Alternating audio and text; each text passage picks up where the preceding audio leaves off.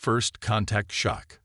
High Commander Vextar of the Krathian Empire stood at the observation deck of the diplomatic vessel Star Talon, his scaled hands clasped behind his back as he watched the approaching human ship.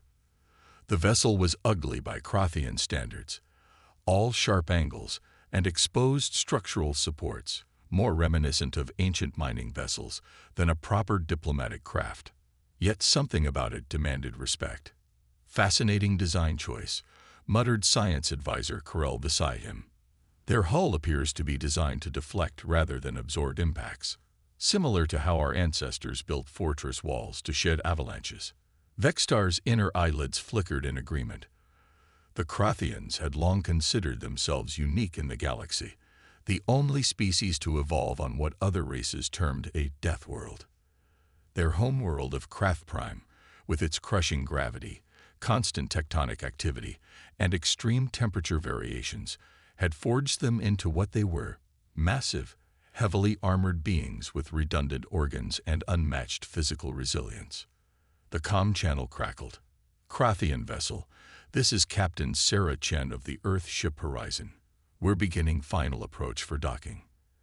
Acknowledged Horizon, Vextar responded, noting the calm professionalism in the human's voice.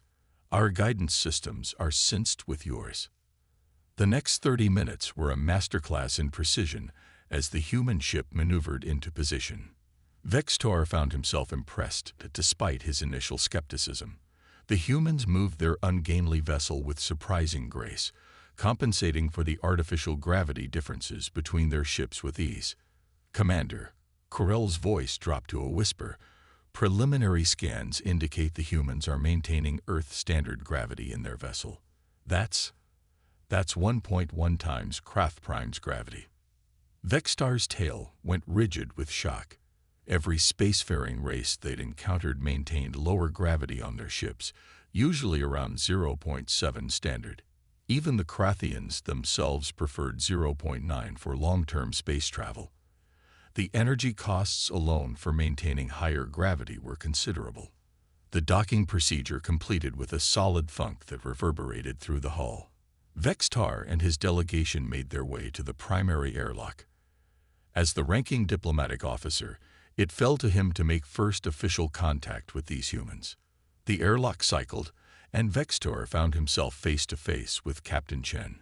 His first impression was confusion. She seemed so fragile. Humans lacked the protective scales of the Krathians, had no visible natural weapons, and their bodies seemed almost delicate in their construction. Yet she stood there, perfectly at ease in gravity that should have been crushing her. "High Commander Vextar," she said, extending a hand in what their briefings had indicated was a traditional human greeting gesture. "Welcome to the Horizon." Vextar carefully took her hand, conscious of his own strength. To his surprise, her grip was firm, showing no sign of straying despite the fact that his hand could easily crush hers. "Captain Chen, the Krathian Empire extends its greetings." He paused, then added, "I must admit, we were surprised by your gravity preferences." Chen smiled, a gesture that in humans indicated amusement rather than aggression. Yes, we've gotten that reaction before. We find it helps maintain bone and muscle density during long deployments. Would you prefer we adjust it for your comfort?" "No," Vextar said quickly, his professional curiosity piqued. "We can adapt. Perhaps you could show us more of your vessel." The tour that followed challenged everything Vextar thought he knew about evolutionary development. The human ship was a marvel of practical engineering. Where Krathian vessels favored redundancy and brute strength, the humans had developed elegant solutions to common problems. Their radiation shielding used layered materials rather than pure mass. Their life support systems were modular and easily repairable, and their crew quarters showed signs of adaptation to various gravity levels. But it was the casual conversation that truly shook him. The humans spoke of their homeworld, Earth, with a mix of pride and caution that seemed eerily familiar. They described weather patterns that would rival Krath Prime's worst storms, tectonic activity that reshaped continents, and most surprisingly, an ecosystem teeming with life that had forced humanity to adapt constantly.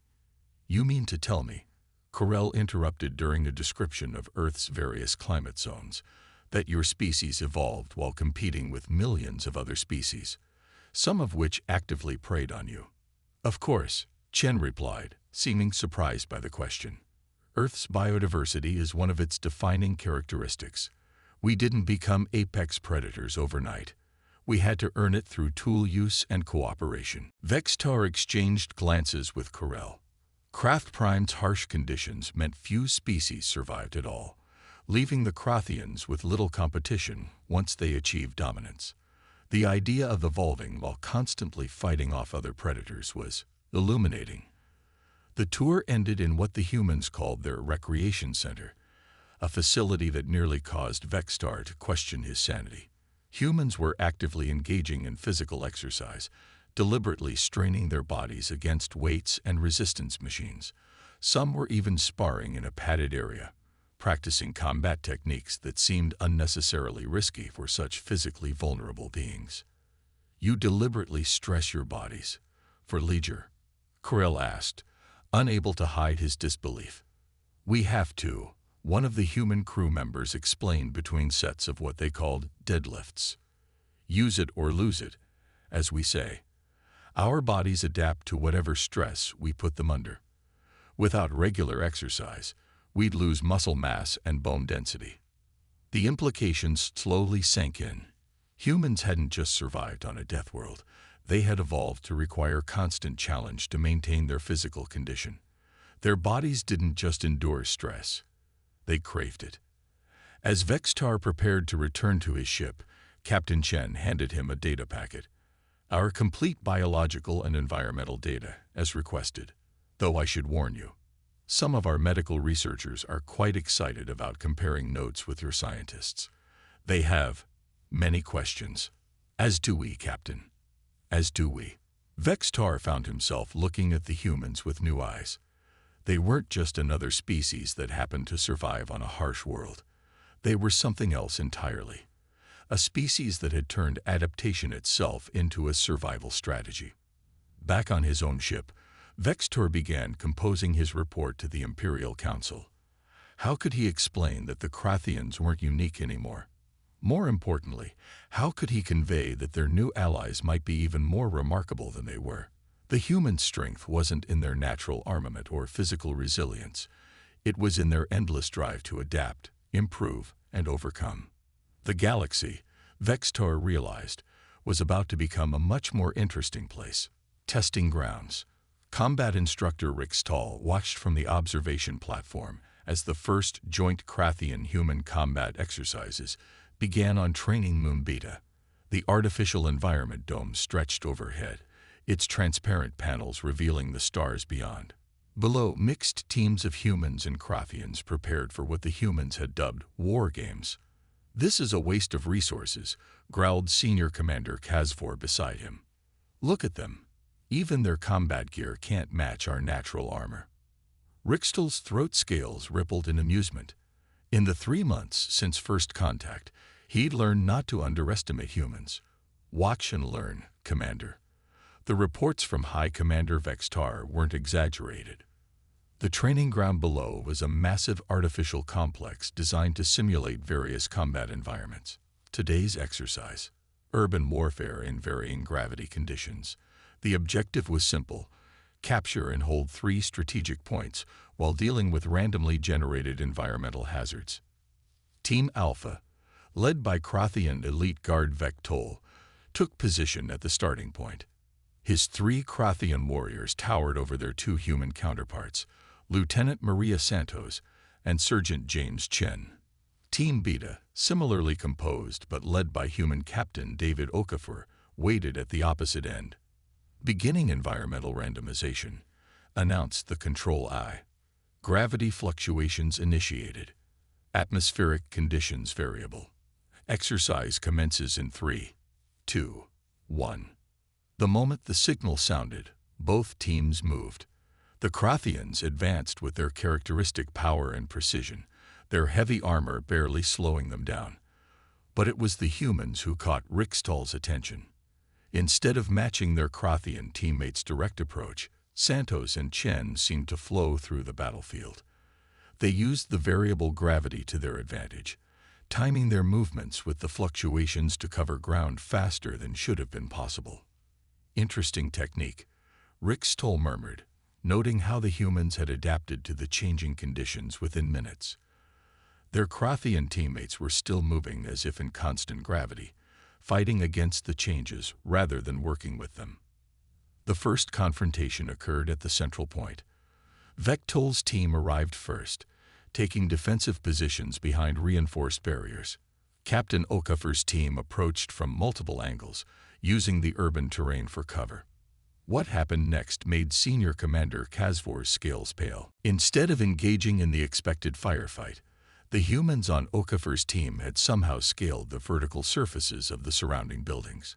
They'd used the brief moments of lower gravity to launch themselves upward, then employed what they called parkour techniques to maintain their positions even as gravity increased. Impossible, Kazvor whispered. The walls aren't rated for climbing. They're not climbing, Rick Stoll corrected, unable to hide his admiration. They're using momentum and friction. Watch their foot placement. The humans had effectively turned the three-dimensional battlefield into a six-dimensional problem. They moved horizontally, vertically, and through varying gravity fields with an ease that made the Krathians' powerful but straightforward approach seem almost primitive in comparison. Vectol's team lost the central point when Santos executed what she later called a basic gymnastics routine to swing through a window, roll under defensive fire, and disable the position's shields before her opponents could adjust their firing angles. Control Center. Vectol's voice crackled over the comm. Request clarification on allowed movement parameters. All movement within physical possibility is permitted, the AI responded. No rules have been violated. The exercise continued, with both teams adapting their strategies. The Krathians began incorporating their human teammates' techniques, albeit more cautiously. The humans, in turn, learned to utilize their Krathian allies' natural strength for launching them into otherwise impossible positions.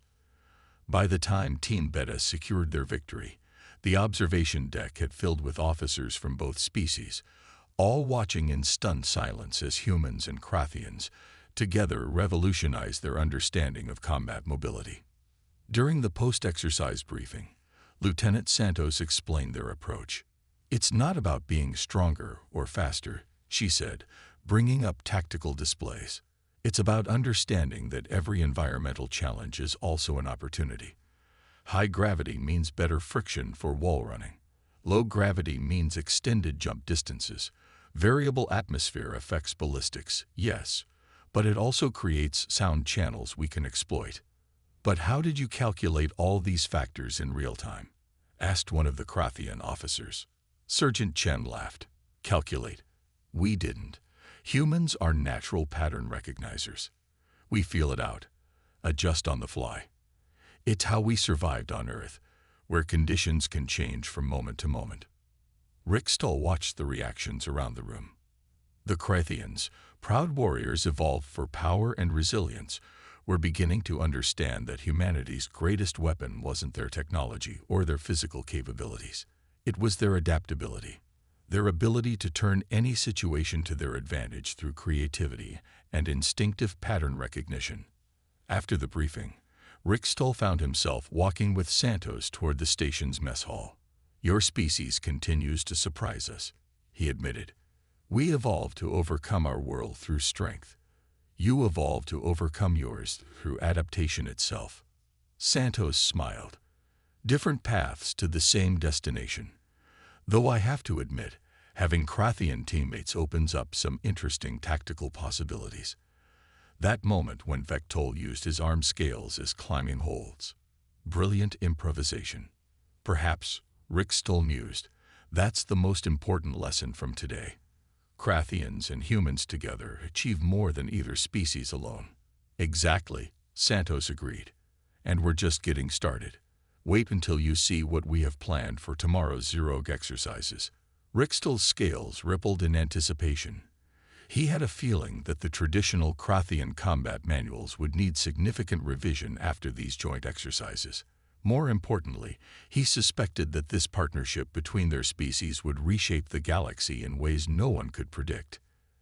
As he watched humans and Krathians sharing meals and trading stories in the mess hall, he couldn't help but wonder, what else would these remarkable aliens help them discover about themselves? Crisis at Nexus 7. Warning: radiation shields failing. Estimated breach in 17 minutes. Dr. Sarah Chen looked up from her diagnostic panel aboard Nexus 7, the massive joint human Krathian research station orbiting the binary star system HD 147,513. The station's AI repeated its warning as she watched the shield strength indicators dropping steadily. Status report. Chief Engineer Kvek's voice boomed through the emergency channel. The Krathian's normally steady tone carried an edge of concern that made Sarah's stomach tighten. "The solar flare is twice as powerful as our models predicted," Sarah responded, her fingers flying over the holographic controls. "The magnetic containment field is holding, but the radiation shielding can't take this level of particle bombardment for long." Nexus 7 had been designed to be indestructible, combining Krathian durability with human redundancy systems. But no one had anticipated a stellar event of this magnitude. The binary system's smaller star had become unstable, unleashing a series of solar flares that threatened to overwhelm their defenses. "We need to evacuate," announced Station Commander Vexilor over the general comm. "All personnel to emergency pods immediately." Sarah's hands froze over her console. "Wait. Commander, the evacuation pods won't survive this radiation. We'd be condemning everyone to death." "Explain," Vexilor demanded. "The pod's shielding is rated for normal solar activity. She gestured at the readings. "This is beyond anything in our safety parameters. We need another solution." Kvek's massive frame filled the doorway of the control room. "The human is correct. Our best chance is to weather this storm inside the station's core." Sarah's mind raced through possibilities. The Krathians could survive higher radiation doses than humans, but even they had limits. They needed a solution that would protect everyone. "The maintenance tunnels," she said suddenly. "The coolant system for the fusion reactor. It's surrounded by radiation-absorbing material. If we reroute power from non-essential systems, we could extend the shielding around a safe zone." Kvek's scales shifted in what Sarah had learned was their expression of intense thought. The coolant system wasn't designed for this. The pressure could rupture the pipes. "Then we'll need to modify it on the fly." Sarah was already moving toward the engineering section. "Commander, we need every engineer and technician we can spare. And get me Dr. Padel from Environmental Systems." The next 15 minutes were a blur of activity. Humans and Krathians worked side by side, their different approaches to problem-solving creating solutions neither species would have devised alone. Where Krathian engineers focused on strengthening structural supports, human technicians developed ways to dynamically redistribute the coolant flow. 3 minutes to radiation shield failure, the AI announced. "Almost there," Sarah muttered, her hands deep in an access panel. Beside her, Kvek used his superior strength to hold a reinforcement brace in place, while human engineers welded it secure. Dr. Patel's voice crackled over the comm. "Environmental controls reconfigured. We can maintain breathable atmosphere in the safe zone for 72 hours. All personnel, move to designated safe zones immediately," Commander Vexilor ordered. "Seal all pressure doors behind you." Sarah watched the station's population indicators as people streamed into the protected areas. The Krathians helped carry equipment and less mobile humans, their natural armor providing additional protection during the short exposure to increased radiation. "Radiation shield failure in 30 seconds. Last group is in," Kvek announced, sealing final pressure door. Sarah held her breath as the radiation indicators spiked. The modified coolant system groaned under the strain, but the reinforcements held. Inside the safe zone, humans and Krathians pressed together in spaces designed for maintenance access. not habitation. Shield failure complete. Safe zone integrity. Holding. A collective sigh of relief echoed through the crowded space.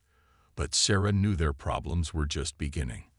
They had to survive for 3 days in cramped conditions until the stellar event passed. Well, Commander Vexler's voice carried a hint of what might have been humor. This should be an interesting test of our species' cooperation.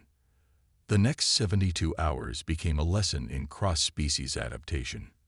Humans taught Krathians techniques for conserving energy in confined spaces, while Krathians used their higher radiation tolerance to conduct essential maintenance in briefly exposed areas. They shared stories to pass the time. Humans spoke of disaster responses on Earth, of communities coming together during hurricanes and earthquakes. Krathians described their ancient underground shelters, built to survive their world's massive tectonic events. "Your species constantly surprises me," Kavik told Sarah as they monitored the coolant systems together. "We Krathians built our civilization on the principle of overwhelming any obstacle. But you flow around problems, reshape them into opportunities." Sarah smiled, adjusting a power distribution curve. "And your people have taught us that sometimes the direct approach is best. Look at how we solved this crisis. Krathian strength and durability combined with human adaptability." By the time the stellar events subsided, the safe zone had become more than just a shelter. It was a testament to what their species could achieve together. The jury-rigged protection system they'd created would later become the standard design for all deep space stations. As the all-clear sounded and people began emerging from the safe zone, Commander Vexler made an observation that would be recorded in both species' histories. "Today we learned that true resilience isn't just about surviving hardship. It's about finding new ways to thrive in the face of it." The crisis at Nexus 7 became a turning point in human-Krathian relations. It proved that their species' different evolutionary approaches to surviving hostile environments made them not just good allies, but perfect complements to each other's strengths. And as Sarah looked at the massive binary star through the station's newly repaired observation windows, she couldn't help but think that the galaxy had no idea what their combined potential might achieve. The swarm approaches. Fleet Admiral Helena Rodriguez stood on the bridge of the HSS Invictus, studying the holographic display with growing concern. The anomaly had appeared 3 days ago at the edge of combined human-Krathian space, a massive gravitational disturbance that defied conventional physics. "Another long-range probe lost," reported Lieutenant Wei from the sensor station. "Whatever's out there, it's consuming everything that enters the distortion field." Beside her, Krathian War Chief Zexcon's scales rippled with agitation. The massive warrior had become a close friend and advisor since the successful joint defense exercises, but now even his legendary calm seemed shaken. "The energy signature matches nothing in either of our species' databases," he rumbled. "But the pattern of consumption, it reminds me of ancient Krathian legends, tales of the World Eaters." Helena was about to respond when the ship's AI interrupted. Multiple objects emerging from the anomaly, count exceeding 10,000 and rising. The holographic display erupted with new data as the objects emerged into normal space. They were beautiful in a terrifying way. Crystalline structures that seemed to swim through the void, each one roughly the size of a small shuttle. Their surfaces reflected starlight in impossible patterns, creating an aurora effect that would have been mesmerizing if not for the obvious threat they presented. "By the first egg," Zexcon whispered, "they're worse than the legends." The creatures, there was no doubt now that they were living beings, moved with perfect coordination. The swarm split into geometric formations that seemed to defy tactical logic, yet somehow maintained optimal coverage of space. "All ships, battle stations," Helena ordered through the fleet-wide comm. The combined human-Krathian defense fleet had been assembled as soon as the anomaly was detected, but looking at these creatures, she wondered if they'd brought enough firepower. The first attack came without warning. A section of the swarm accelerated toward the outer patrol ships, their crystalline bodies beginning to glow with an inner light. The Krathian heavy cruiser Mountain's Wrath fired first, its massive plasma cannons unleashing enough energy to vaporize a small moon. The beams passed harmlessly through the swarm, which seemed to bend space itself around their bodies. "Impossible," Zexcon growled. "Nothing can deflect concentrated plasma like that." But Helena had noticed something. "Replay that interaction," she ordered the AI. "Focus on the light patterns just before impact." The holographic display showed the moment in slow motion. Just before the plasma beams reached them, the creatures had shifted their crystalline structures, creating complex geometric patterns that somehow redirected the energy. "They're not deflecting the attacks," Helena realized. "They're reorganizing their molecular structure to channel the energy, like water flowing around rocks." Zexcon's eyes widened. "Like humans adapting to new situations. All ships, hold fire," Helena commanded. "We need a new approach. These creatures evolved in an environment we can barely comprehend. Traditional weapons are useless." The next hour was a desperate race against time as human scientists and Krathian warriors worked together to understand their enemy. The swarm continued its advance, methodically consuming asteroids and abandoned stations in its path, converting matter into energy with perfect efficiency. "Look at their movement patterns." Dr. Sarah Chin's voice came through from Nexus 7, where she'd been analyzing the swarm's behavior. "They're not just coordinated. They're solving complex gravitational equations in real time.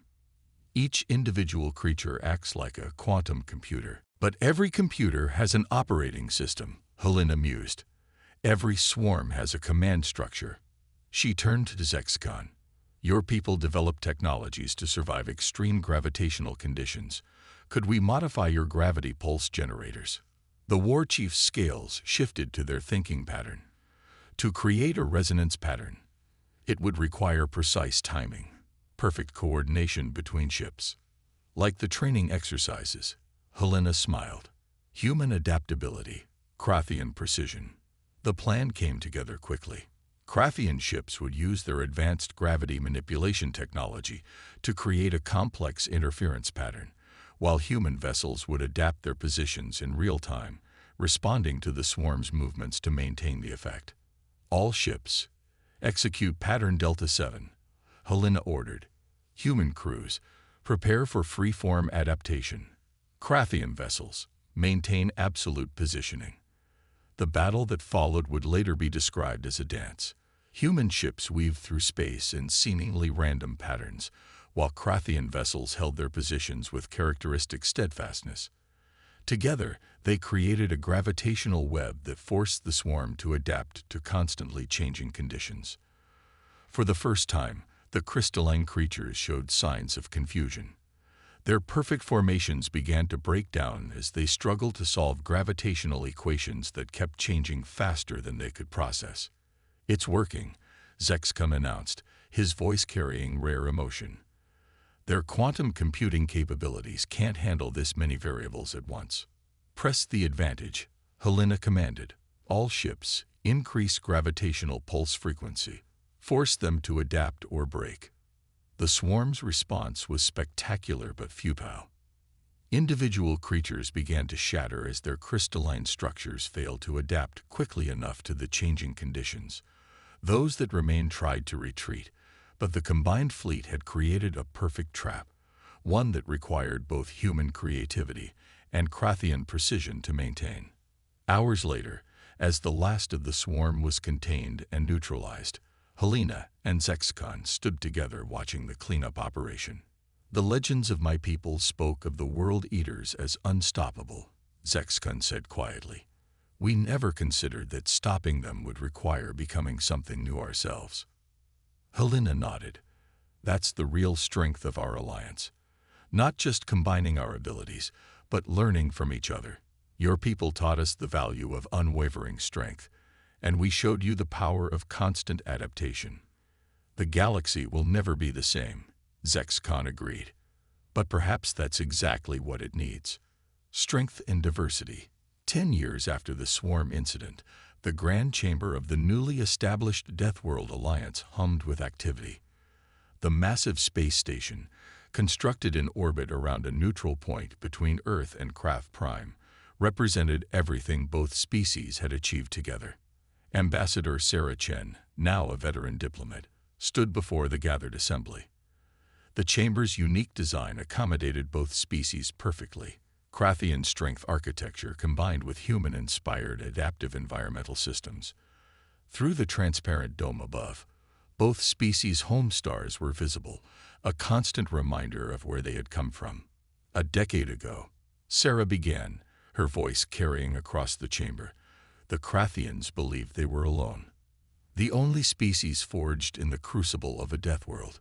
Humans believed we were unique in our adaptability, our drive to overcome impossible odds. We were both right, and we were both wrong.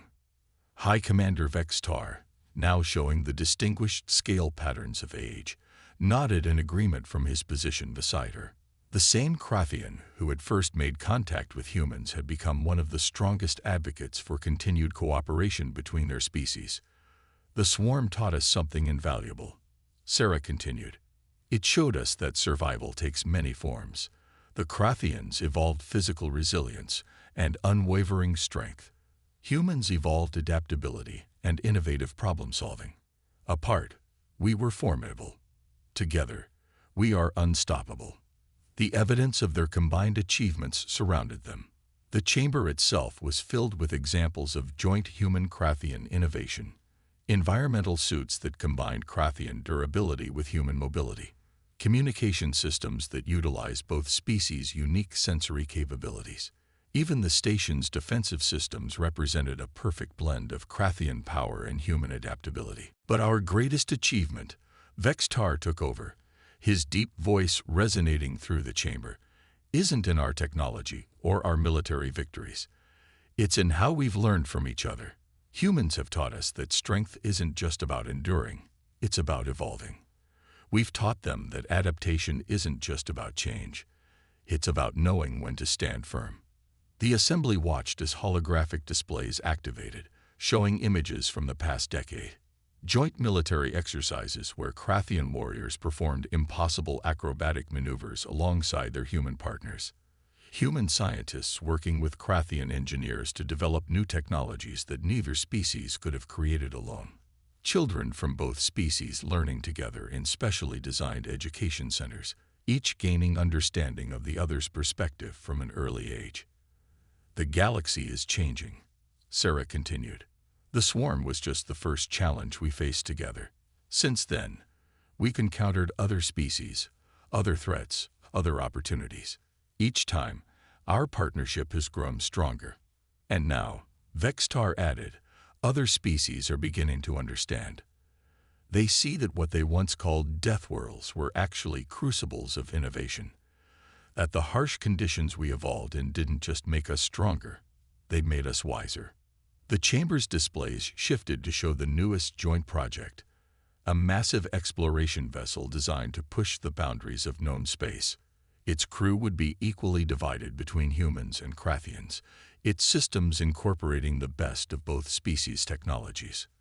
This is why we've gathered today, Sarah announced, to formally establish the Deathworld Alliance as more than just a military partnership or technological collaboration. We're creating a new way forward, one that celebrates our differences while building on our shared strengths. The treaty that followed was unprecedented in galactic history. It established not just military and scientific cooperation, but cultural exchange programs, joint education initiatives, and shared governance structures. Most importantly, it created a framework for including other species who might have evolved under similar challenging conditions. As the ceremony concluded, Sarah found herself standing with Vextar in the chamber's observation dome, watching ships from both species move through the space lanes below. "Did you ever imagine this?" she asked her old friend. "When you first made contact with us?" Vextar's scales rippled in amusement. "Never. We thought we were unique in the galaxy. Finding out we weren't should have been disappointing. Instead, it was the greatest gift we could have received. Because it taught us we weren't alone. Because it taught us we were never meant to be alone," he corrected. Look at what we've achieved together. Every challenge we've faced has made both our species stronger, not just physically but culturally. We've proved that true strength comes from diversity, not uniformity. Sarah smiled, watching a group of human and Krathian children on a school tour below, their easy interaction a testament to how far they'd come. The next generation won't even remember a time when we weren't allies. They'll face their own challenges, Vextar noted. The galaxy is vast, and we've only explored a fraction of it. But they'll face those challenges together, with both human adaptability and Krathian strength. And who knows, Sarah added, maybe somewhere out there, another species is evolving on their own Deathworld, developing their own unique solutions to survival. When we find them, we'll be ready to welcome them into the Alliance. As if in response to her words, a notification appeared on their displays, another anomaly detected at the edge of known space. But this time, neither human nor Krathian felt fear. Whatever was out there, they would face it together, combining the best of both their worlds to forge a future neither species could have imagined alone. They were no longer the only Deathworlders, and they were stronger for it.